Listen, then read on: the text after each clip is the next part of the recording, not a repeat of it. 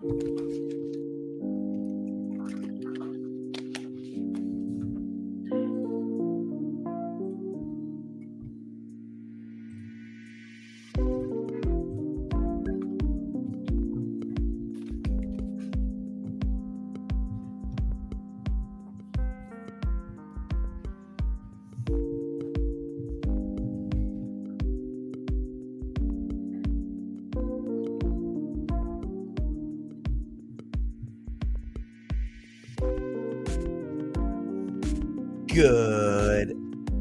evening. Did you almost say good morning? I almost did, yeah. I know. You know why I said it like that? Good morning, Vietnam. No, great movie. Shout out Robin Williams, R.I.P. R.I.P. But my wife watches this show, The Morning Toast, and every fucking episode they go, "Good morning, toasters," and it's like someone sticking like shard glass in my ear every time I hear that. So the show is called Good Morning Toast? Good Morning Toast, I think. Or it's called The Morning Toast. Oh, what is it on? YouTube. Oh, she watches it on YouTube? Yeah. Wow. Yeah. Very millennial of her. I know. I mean, we have a show on YouTube too, John. That's true. So, and let's face it, a much bigger following than Good Morning Toast. Obviously. So yeah, every time I hear that. So anyway, guys, if you are on TikTok, go to our Twitter streaming live, go to the YouTube page streaming live so you can see John's beautiful face, our beautiful setup. And yeah, today's episode 46. Just want to go ahead and get this out of the way. Odds Jam. Make sure you visit oddsjam.com. More importantly, my TikTok start over. Odds Jam _Sheffield Shuff for all gambling content by me. Bet US, if you're looking for a sports book, Bet US. Links are in the bio. Go ahead and use them. I'll get some money from it, and we'll all be happy. John, what's up, man? What's going on, man?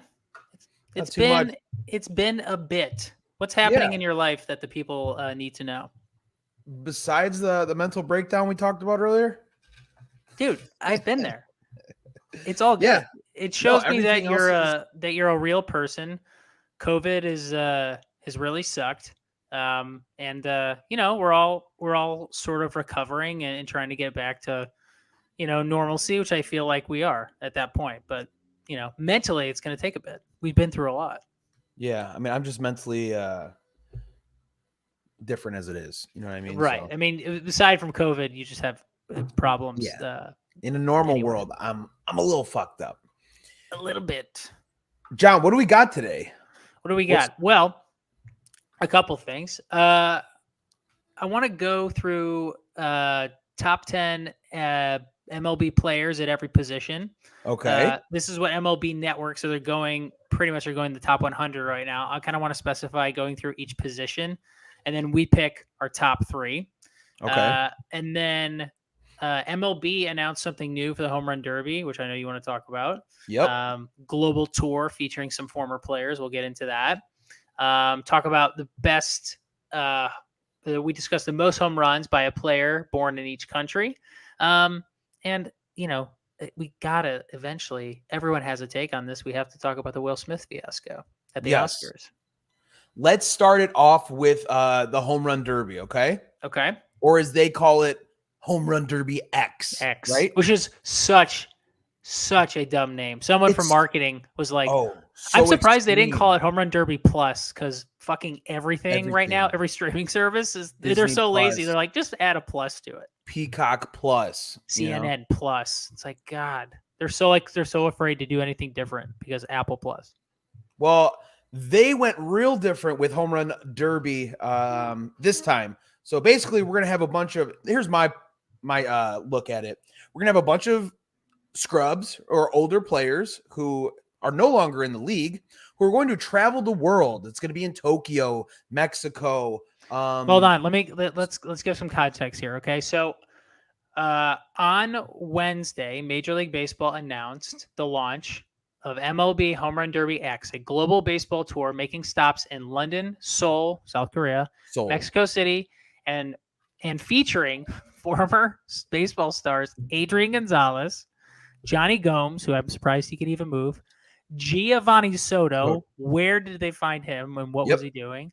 And Nick Swisher, who is so fucking annoying, I can't even begin to explain it. Oh, I think Nick Swisher is hilarious. I think he's a dude. Great clubhouse guy. Here's my theory on Swisher. I think he's on cocaine, and I'm not joking. I think he has a cocaine problem, and it just he's very affable and he comes off very eloquently and a lot of high energy, and I think that's why he maintains his career. He has to have a cocaine problem. No one is really like that in real life. No, I've met people that are high energy and they're very draining to be around. Like, dude, he would drain the fuck out of my energy. If I had to be on that panel, like if I was another analyst, I would be like, I'd be counting down the seconds to when we could like go to commercial break. He'd be so annoying. So, John, tell me how this is going to work out. So, I think the whole goal here is to expand the scope of baseball and get some, highs. Yes, hitters will get to swing at 25 pitches and take up like 10 of them. Take 10 pitches with the opportunity to earn points by hitting targets placed 160 feet from home plate and 2 beyond the outfield fences, similar to the mini games in the legendary video game in MVP Baseball 2005. Fucking shout out to that game. That game was the shit. Cool ramps. We should I could dedicate a whole podcast talking about that game because I spent most of my high school years playing it. Obviously, which is why I was not elected to homecoming court. What? Opposition will have players in the outfield and can earn points by catching baseballs that don't make it over the fence. Teams will receive a point for every home run, target, hit, or catch, and players can call for a hot streak that will allow teams to double their points on the next 5 pitches. Then they said, but beware, because the defense can get double points if they are on a hot streak.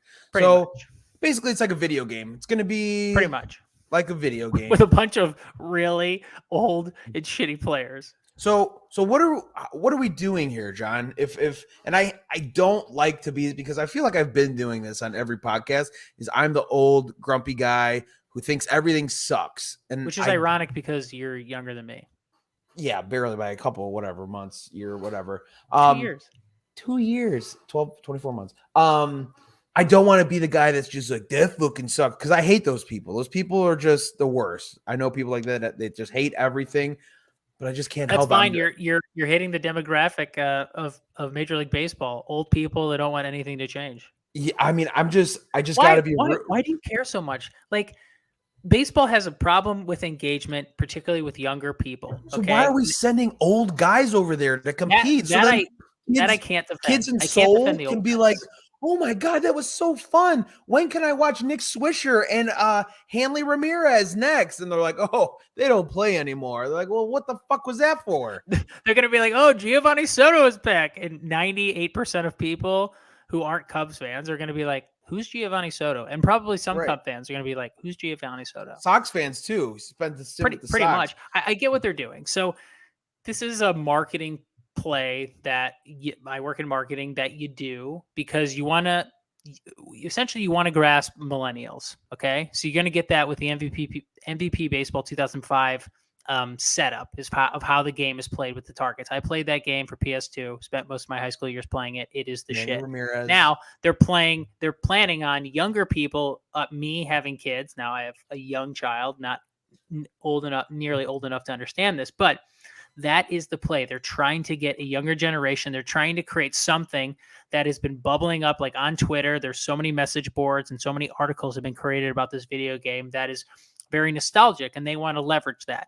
What I don't understand is them leveraging old and irrelevant players to play this fun game. So, like, again, it's just Major League Baseball not being able to get out of their own way because they have a bunch of old people who are bad at marketing and don't understand the younger generation and clearly don't give a shit because they don't care. This is such a bad idea. Who is the chief marketing officer from MLB? Why don't we just do what we already do, but make it better? Like an all-star game. With the time. Having it timed, I think was huge. Let's make our all-star game count. Let's make it count. I personally liked when it counted for home field advantage during the World Series. I thought that was cool because that meant the All-Star game meant something. It wasn't like the NBA where they score 212 points or the NFL where they don't even tackle anybody. Baseball, this game was important. This is the best of the best playing at the All-Star break in the middle of the year to decide who's going to get home field advantage. So why don't we bring that back?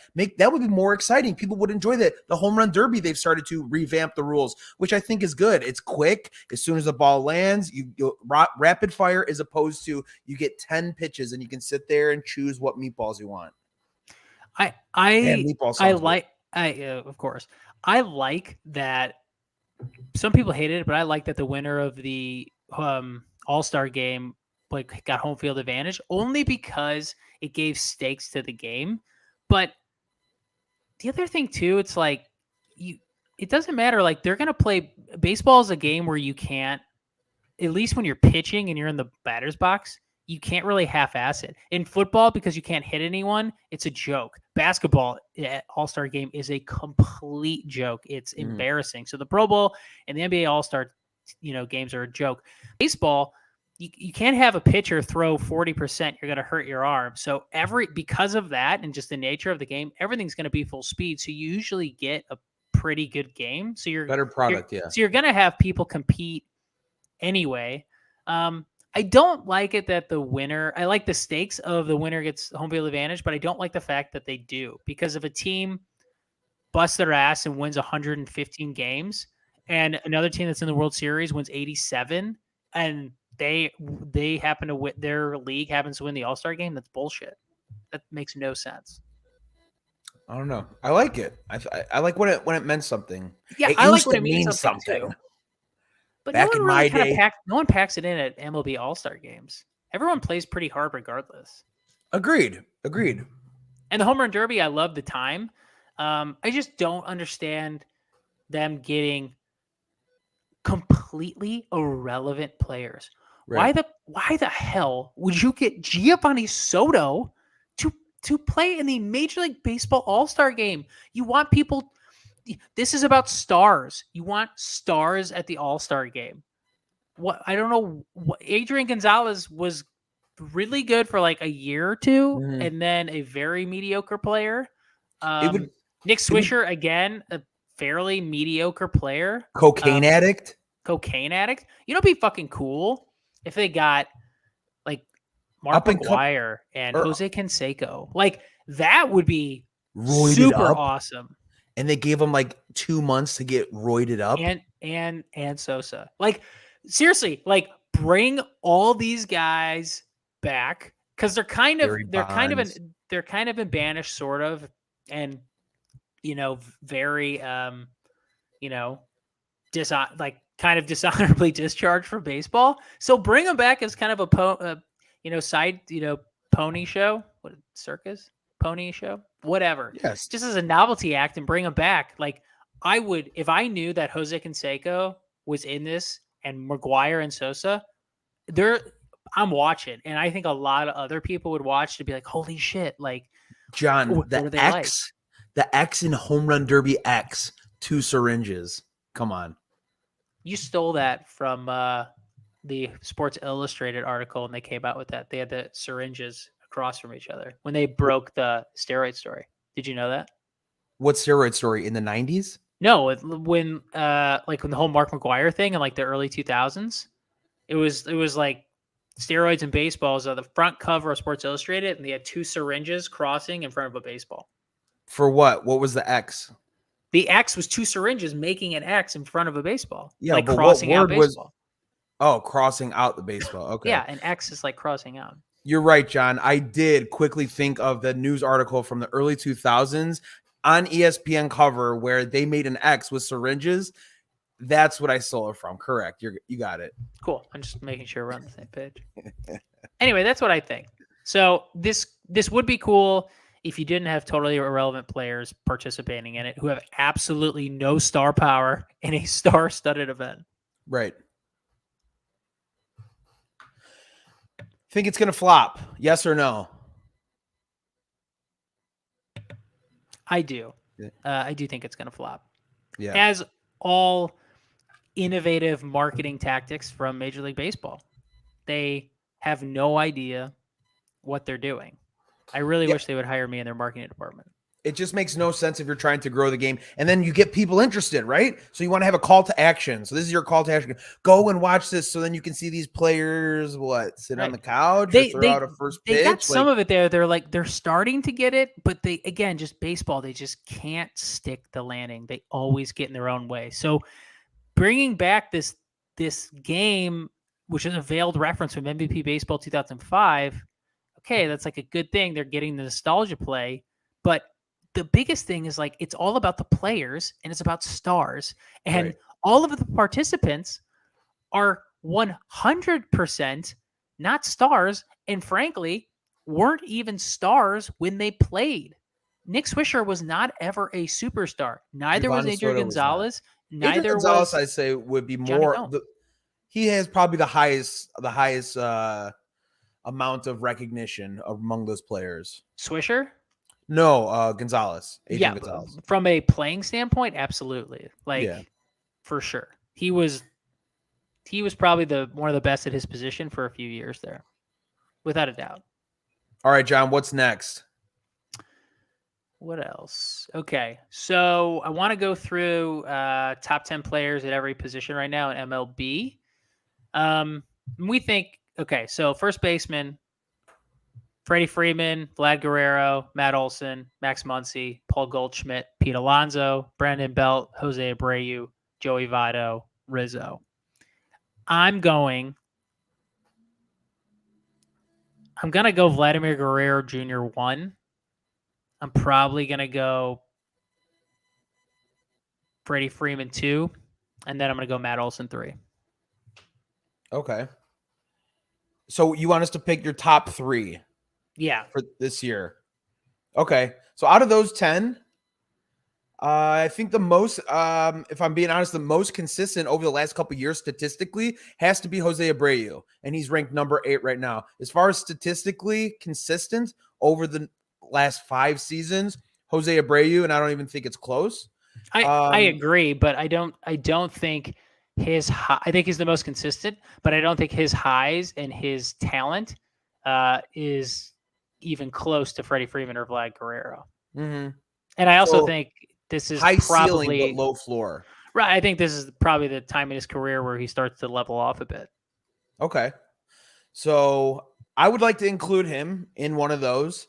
I also love Max Muncy. I like the fact that he can play second base. He can play first. Now I know he's coming back from an injury. He had that nasty, what was it? His elbow, right? Yeah. So he's coming back from that, but as a pure hitter, I love him. And that whole lineup is protected because if you don't pitch to him, who are you pitching to next? So I think in regards to even in the lineups, Max Muncy is going to be probably the most dangerous because they're going to have to pitch to him.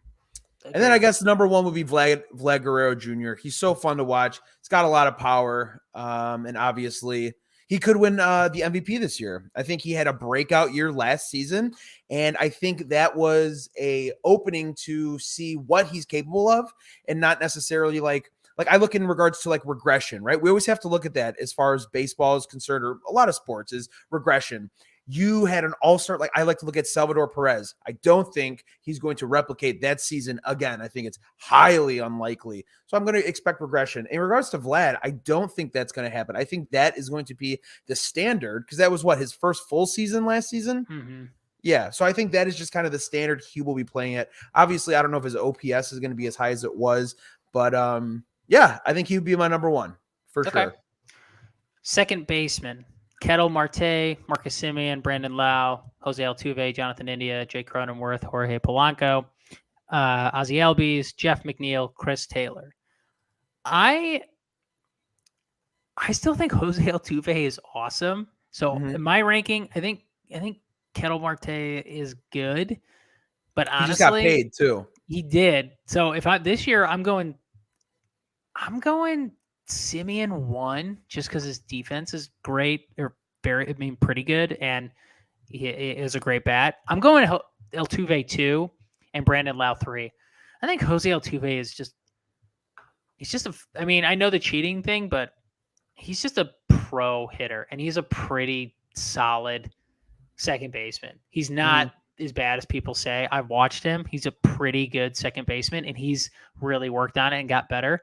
Brandon Lau, I think he's just I know clutch isn't a real thing. I think he is such a valuable player. I think he does so many different things well, and I think in big spots he really comes through, and I just like him from the left side of the plate. So from the left-handed bat. Kendall Marte, I feel like he got paid, so I don't. I mean, he'll be good, but I wouldn't put him in my top three. I'm going Semien, Altuve, and Lau. What about you?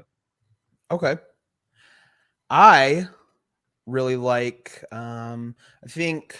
Let me see here. Well, Jonathan India was the rookie of the year last season with the Reds. Reds just sold the farm, so he's not going to get any protection in that lineup. So for me, I like watching him because he's got awesome, luscious hair, and he's super handsome. Not that that matters, but he is. No, it does. He's handsome. Yeah, I like Ozzy Albies. Ozzy Albies last season. I mean, he's like a 2020 guy, right? He's gonna, how many bombs did he have last year? He had 30 home runs last year. And where are stolen bases? He had 20 stolen bases. So stolen bases are huge. At least from a fantasy perspective as well, they're worth a lot. So stolen bases, he had 20 last season and he had 30 bombs. So, I mean, could he be a 30-30 guy this year? He gets another 10 bags somewhere else in the season. Could be a 30-30 guy. And again, in a very strong lineup where they're going to have to pitch to him because that whole lineup is pretty filthy. So I like Albies there. I think Jorge Polanco is underrated. I read a couple articles about stats and how he kind of ranks among, second base, which is a shallow position as far as talent goes. So I think there's value in Jorge Polanco. And then I guess Ketel Marte, but I mean, I don't see a lot of him because who's watching the Diamondbacks? Nobody. I'm not. So It's hard to say. Marcus Semien, that's going to be a nasty middle infield with him and Seager. And also Semien has power, dude. Let me pull up his reference Semien's got a ton of power. That's why that's why I put him one. I think he's an absolute stud. 102 RBIs last year, 115 runs. He's batting 265, 45 home runs, dude, as a second baseman. Come on. How sad is it for the Oakland A's that, well, one thing you had the quarterback, Kyler Murray, and you couldn't keep him, but Marcus Semien, you have all these great players in your system, in the A system, and you just don't have the money to keep any of them, So you just have to we have so much talent, as far as scouting and development, but we're going to have this guy for a few years and then they're going to leave to get paid because we have absolutely no money. It must be so sad to be part of the A's organization. It's like, yeah, I mean, I've seen Moneyball. Well, of course, but are they ever going to get a new stadium? They're like, we're going to get it any day now. We're going to get it. And then the city's like, no, I don't think so. You have to continue using that shithole of a stadium. John, did you know their entire payroll is paid less than what Max Scherzer is getting this year? I know. I mean, shouldn't there be a minimum? Like, we have a ceiling, right? We have a salary cap or whatever, a luxury tax. Luxury tax. Why isn't there a floor? I mean, who was I? Was it the A's? Or I think it was the A's. They spent $0 in this free agency offseason. They signed nobody. They spent $0. Isn't your obligation to do something about that? Oh yeah, for sure. But it's the Dodgers, it's Boston, it's the Yankees. Although the Yankees don't spend any money. If I was a Yankee fan, I would be so frustrated. By the way, did you hear what Cashman said? No. So Brian Cashman was asked, Jesus, man, you haven't won a World Series since 2009. And he was like, yeah, well, you know what? We do it the right way. And if we had our opportunity, and if it wasn't for the Astros, who were just horrific and cheating their whole way, we might have done it. Yeah. So he was complaining about And I mean, it's valid. Like they were like phenomenal when they did play them. But come on, Brian Cashman. Also, I think it's. I mean, but this is what it's like being the GM in New York. You get shit on for not winning in what 12 years. Yeah, 2009. Jesus, like think about some of these other organizations. It's been, my God, Cubs was like 108 years, and they haven't won it in 12, and he's like getting shit for it. Yeah, I mean, there's different standards, right? Different fans. I get it. Do you think that's? I mean, it is valid, and I think as a GM, it's one of those things where you just don't say it. But I feel like he's just getting so pissed with everyone criticizing the Yankees for having unlimited amounts of money and spending nothing. Mm-hmm. And I think what really pisses him off is the Rays just keep outsmarting them with like a fraction of their budget and just come in New York and just destroy them every single time and have been for the last like 4 or 5 years. It must piss him off to no end. Yeah, but here's the thing too, John. When you're charging your fans $12 for a beer, tickets are $90. Things like that. You expect to support a winning team, right? I mean, you don't see that happening. You don't see that happening with the Rangers. Milwaukee basically gives away tickets. They can't get people to come to their games. They sell tickets to people in Wisconsin first because everyone from the north side of Chicago travels to Milwaukee so well. They try to keep Cubs fans out of there. So yeah, there are different standards, different cities. Absolutely. And I think that is fair and valid. Okay. It's going to take forever to get through all these categories. So I'm going to do one more. Okay. And then we'll move on. Yeah. For the sake of time. I'm going to do this category because it's stacked. I mean, I'm looking at this and it's just insane. Shortstops. Okay. Yep. 1, Fernando Tatis Jr., Trey Turner, Carlos Correa, Xander Bogaerts, Corey Seager, Trevor Story, Bo Bichette, Tim Anderson, Francisco Lindor, and Wander Franco, rounding out 10. Dude, that is a stacked top 10 of shortstops. Like, that's incredible. Who sticks out to you? Wander Franco is unbelievable, and I think he's just because he's young, he hasn't proven himself yet. I think he's so good. Tim Anderson is good, but I feel like people in Chicago, overrate him a little bit, and they think he's the best thing ever. And he's good. I don't think he's top 5 in the league at all. Who? Tim Anderson. People in Chicago go insane for him. And I get it, he's got a good personality, but his play is above average, but I don't think it's one of the best in the league. People in Chicago feel that he is. My top 3 is this. If Fernando Tatis Jr. was healthy, he would be my number 1. I'm gonna go with Carlos Correa as 1. I'm gonna go with Corey Seager 2, and I'm gonna go Bogaerts 3. Okay. Any reasons? I think Correa is the most talented shortstop. I think he's not quite Tatis level, but he's really close. And if Tatis is hurt, then Correa is easily my number 1. Mm-hmm. I'm going to agree with you on Tatis for number 1 spot if he was healthy, right? Yes. He's got power. He's got speed. It's all about drive. It's all about power. Right. He's got everything. 5 tools, right? Anything you can ask from him, he's going to do. Trey Turner. Number 2, way high though, right? For Trey Turner? For number 2? Oh, yeah, absolutely. Trey Turner is not better than Carlos Correa. And I don't know if he's better than Bogaerts, and I don't think he's better than Corey Seager. Trey Turner gets on base all the time, and when he gets on base, he steals bases, which obviously is going to help your team. He's in, a stacked, loaded lineup. What did he hit last year? He hit 328, John, not 300, 328. The dude gets on base. OBP, 375. Above average is 360. So he's above that. Slugging 536. OPS, 911. And the other thing, too, with the Dodgers is their lineup is so stacked that you can't pitch around anybody.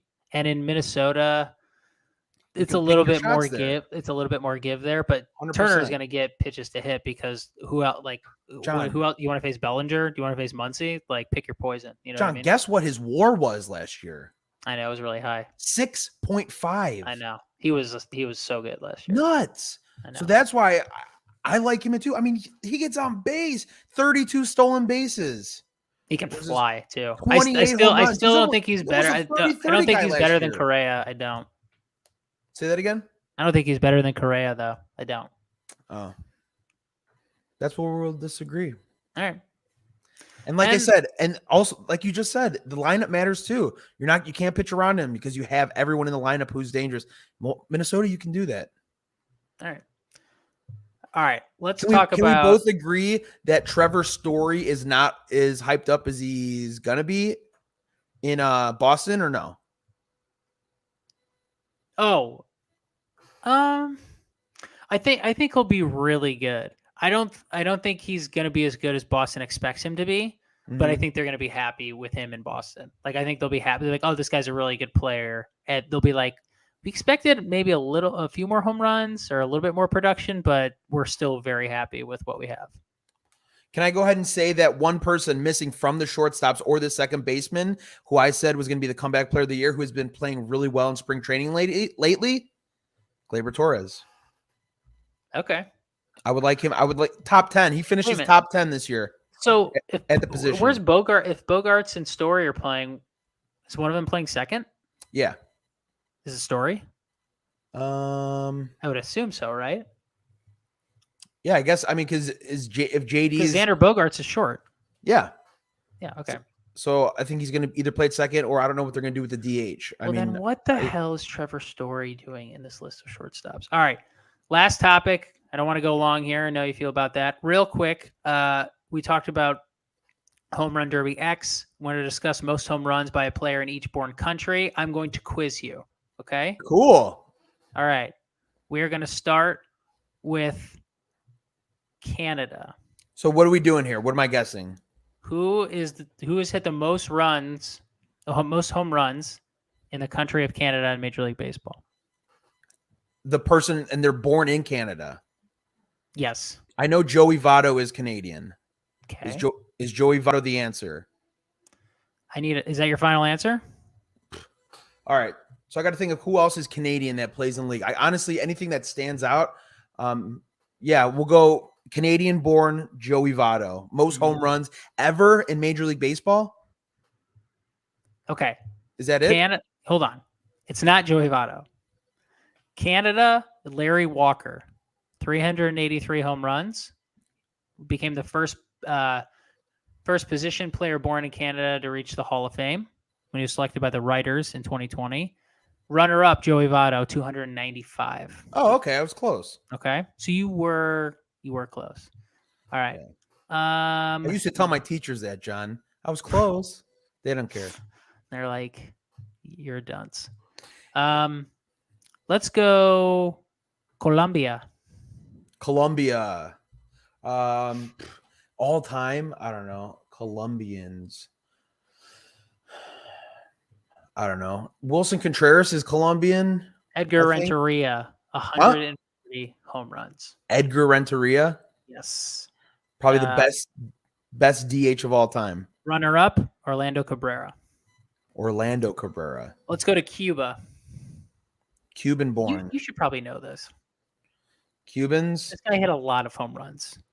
Sweet swing, left-handed bat, kind of open stance, porn star mustache. Come on, dude. These are so many hints. Too many, I would say. Bro, it's all time. Am I talking 70s? Am I talking recently? Recently, 80s, 90s. Cuban with a mustache. Sweet left-handed swing. I don't fucking know. Denied using steroids. Period. Jose Canseco? No. Raphael Palmeiro? Yes. Well really? Done. 569 home runs. Okay. Palmeiro has the distinction of being the slugger who hit the most home runs while hailing from Cuba, one of the most prolific countries in the world when it comes to producing Major League Baseball talent. So, well done. Over 20 seasons with the Cubs, Rangers, and Orioles. And he won 3 Gold Gloves, which I bet you didn't know. No. Canseco, 462 home runs.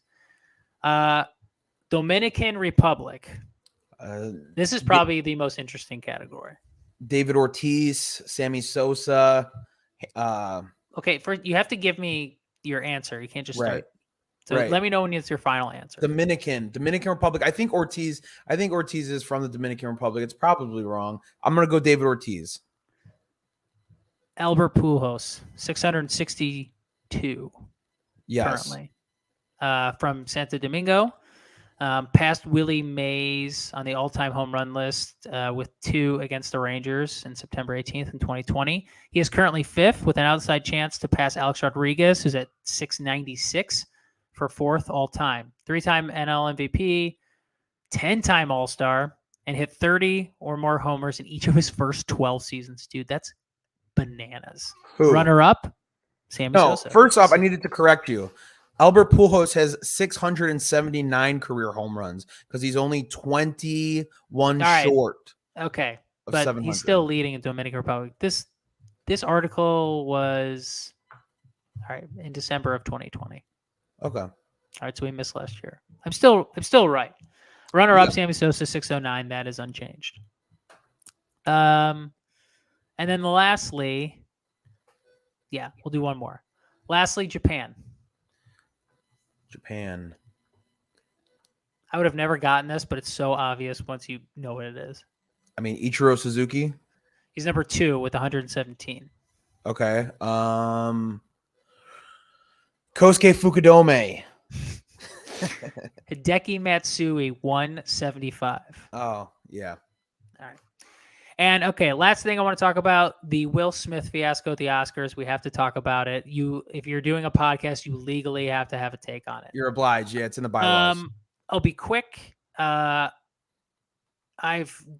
done stand-up maybe 20 times in my life. Mostly I've done sketch and improv during my time doing comedy, performing and writing.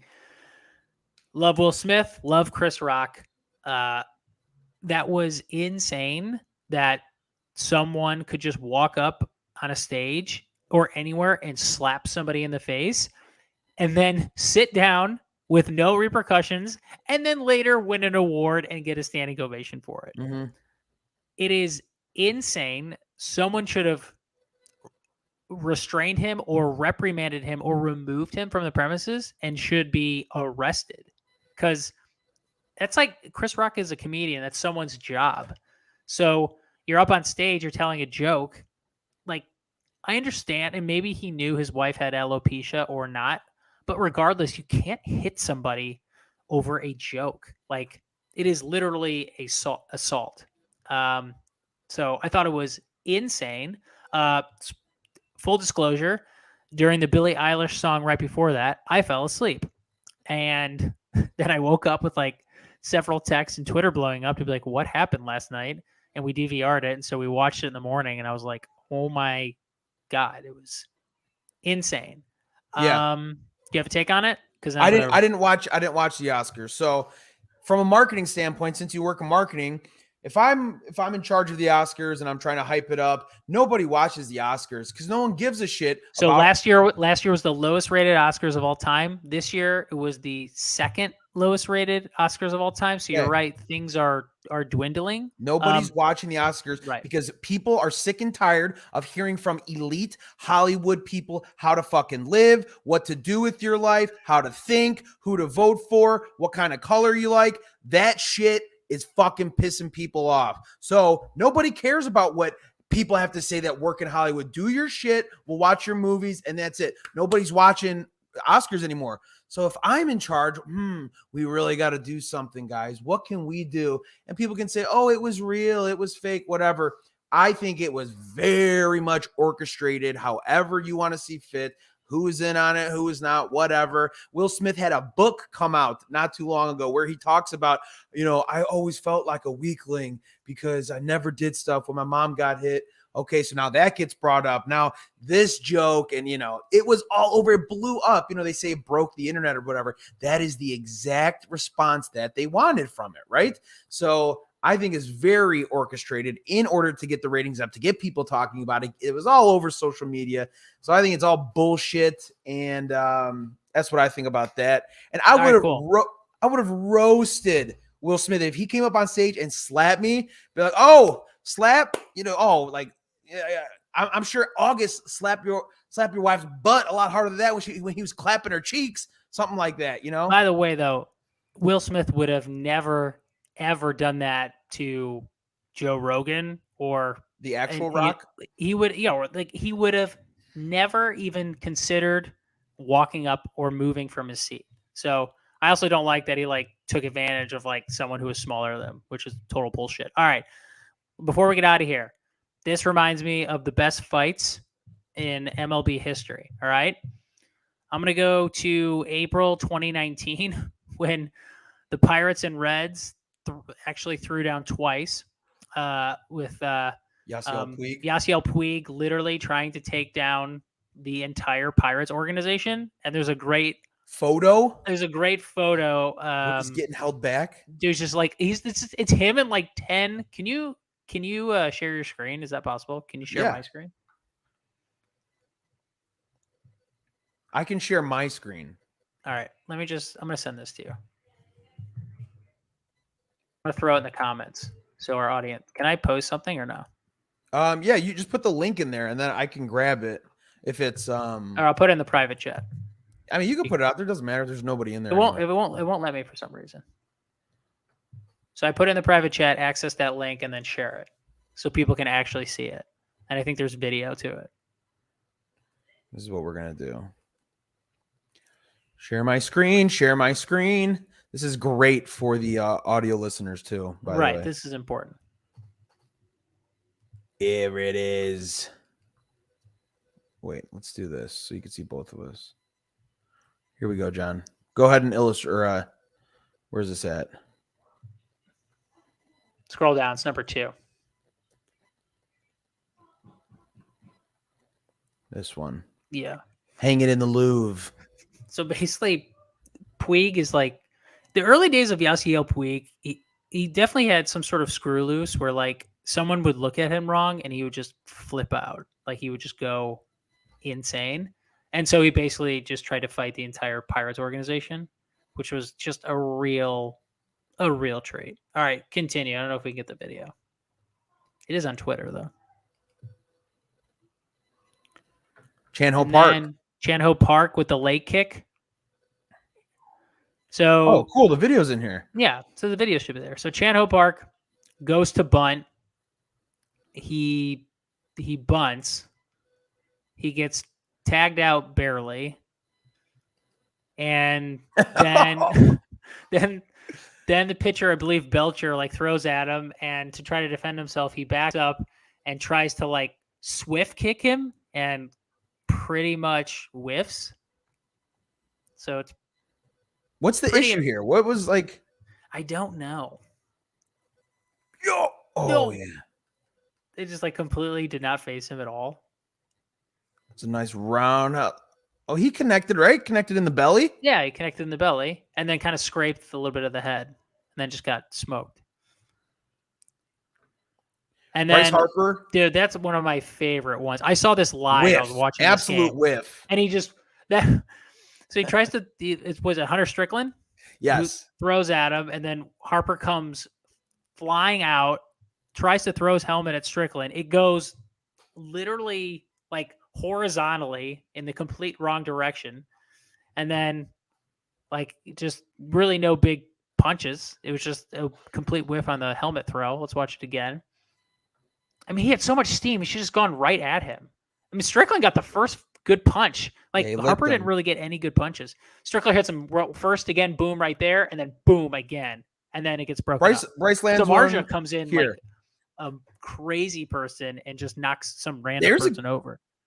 There's a connect. Was it? Yeah, I guess he did get one at the end. And Samardzija, just look at him in his black pullover. Watch, just let it play. Look at that. Yeah, but Strickland got him twice, big time. Oh, by the way, you didn't know this. So Mike, I think his name's Mike Morse. Him and somebody else on the team collided heads. He had to go to the hospital after this, John. Watch him come in. He's 6'8". He comes in and they collide heads with his own teammate. Boom! Right there. Oh, yeah. Oh, that's right. I remember that. So dead center. They come in, flying in, and he just bumps heads, and I think really badly. Boom, there, and he went down. Dude. That was one of my favorites. Yeah, so I just wanted to, in light of the Will Smith news, I just thought I'd share that. No, that's great. Ugh. And then obviously A-Rod getting plunked by Bronson Arroyo. He's telling him to F off. I'm so happy Veritek just jacked him right in the face, which pretty much every fan has been wanting to do forever, probably including Yankee fans because A-Rod sucks. Yeah, also don't be a tough guy if you're not a tough guy, right? Or don't act like a tough guy. Dude, no one is more insufferable on broadcast than Alex Rodriguez. He is horrible. And this is probably number one. Nolan Ryan hits Robbie Ventura and gets Ventura rushes the mound, and Nolan Ryan, who's like 45 at the time, just grabs him in a headlock and just starts punching him repeatedly in the head, which is probably the best thing we've ever seen in a baseball brawl. So that rounds it out, man. Well, that got my nipples hard. Samesies. Hello. What else we got going on? You got anything this week, John? What's today? Is today Thursday? Today is Thursday. Thank God. Tomorrow's Friday. Long week, and I am ready for Friday. Yeah. Okay. I don't. If anything pops up, we could hop on to emergency pod if anything else. But one more week, and then opening day on the 7th. Baseball is back. Thank God. My birthday is on Monday. MLB The Show 22. Your birthday's this Monday? Yes, and MLB The Show 22 drops on Tuesday, April 5th. So technically at midnight. So if I stay up real late on my birthday, I'll get a little present at midnight when I get to download MLB The Show. Oh, why didn't you tell everyone it was your birthday? Because it's on Monday. Oh my God. Dude, anyone who's watching, these graphics are top notch. Pretty quick. Really quick. Look at John, tell us about. Dude, I didn't know it was your birthday. So birthday John, I'm officially. I'm officially in my mid-30s. How old are you? You going to be 35? I'm be 35. My wife is 24 days older than me, which she says is the worst 24 days of the year. She's born March 10th, so I have to remind her that, she's a cougar and I'm, a very innocent man in my early 30s. And now it's not going to be the case. And now I'm going to be officially in my mid-30s. I'm going to have to say that when people ask me my age. And it's going to be really sad because I haven't really accomplished anything of significance yet. Mm-hmm. But hopefully I will in the last 5 years of my 30s. At least. Well, yeah, John, everybody blooms at a different time, right? That's what I like to think. Some of the most successful people had their success a lot later in life. Like, look at Colonel Sanders. He didn't come up with the KFC recipe till he was like in his 60s. And then he died like next day. Well, you can't eat that every day, so. That's true. John, so in the spirit of your birthday, I'm going to ask, you quizzed me earlier. I'm going to quiz you now, okay? Let's do it. John, rapid fire. I'm going to ask you a question. You give me the answer. John, what is the best gift you got for a birthday? Man.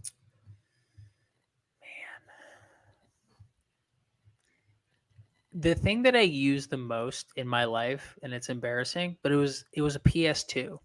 Okay. I played that PS2. I played MVP Baseball 2005 on it. I played NCAA college football, Madden. For someone who wouldn't say was popular with the ladies necessarily in high school, most of if you're not super outgoing or popular with the ladies, you better have a really good video game system and you better really like movies. And I liked both and really spent a lot of time. You better join an improv club. Exactly. That was later in life. That was the cool thing I did later in life, post high school. But I would have to say that was probably it. A lot of Grand Theft Auto, a lot of Cool Ranch Doritos in the basement, a lot of me. This is so insane. I would go on the computer, print out cheat codes, but like, okay, for NCAA football, I would print out the rosters and manually update their names. So their name and not their number would display. And then I'd also rearrange their wristbands according to what they actually wore in real life, because it was not done the way I thought it should have been done. It wasn't accurate to real life. You had and the most I would do that, dude. I would do that for each top 25 college football team. It would take 4 hours, and I would just stay up till 2 a.m. doing it. Man, I wish those kids knew that you were doing it, and they changed their shit every week on you. Dude, one of my sisters was like messing with my system, and they removed my fucking memory card.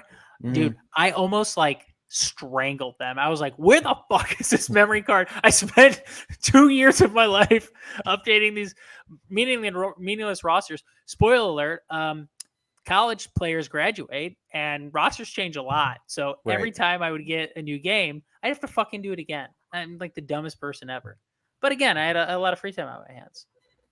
John, what was the number one thing you learned this year?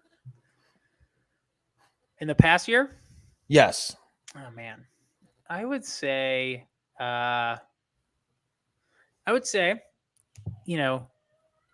life can be hard regardless of who you are. Everyone has their own problems, and be kind to yourself. I would say, COVID's been pretty rough on everybody, and if I could leave with anyone a glimpse of hope, just be kind to yourself.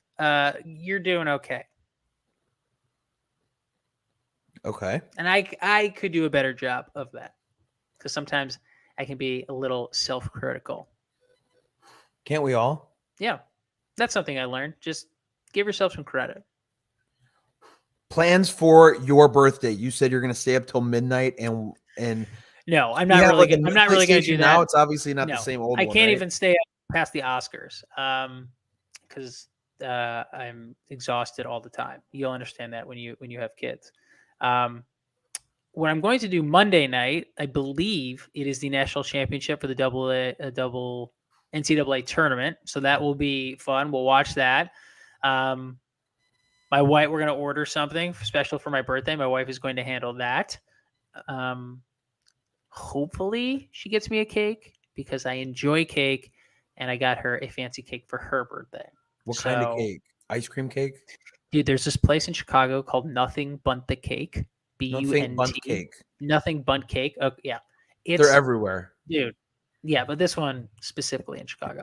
This specific location. I don't know about the other ones, but the one I go to is down the street, and it's delicious. It's like this lemon cake with like this delicious vanilla frosting. Mm-hmm. That's what I think I will get. And it'll be great. I wish it wasn't on a Monday, but it'll be sweet to have the national championship. Yeah. My favorite is the Oreo ice cream cake. Oreo cookie cake. Like, do you like ice cream cake? Yeah, that's what it's an Oreo ice cream cake. I think you get it from Dairy Queen. Dude, so good. My brother gets it for his birthday. Did you ever go to local Dairy Queen in Naperville? Yeah, it was right by my house on the corner where that Walgreens was and that BP gas station. Yeah. Yeah. I lived right over there. I ride my bike over there all the time. There was a Mexican place there for a while called Smiley's, and they had good tacos, but proceed. What's your go-to thing when you go to Dairy Queen? Mine was a pecan cluster blizzard, which was amazing. Oh, yeah. I would go like a Snickers blizzard, Butterfinger blizzard. Yep. Yeah, one of those would be go-to. Those are the best. You can't miss. Reese's Pieces.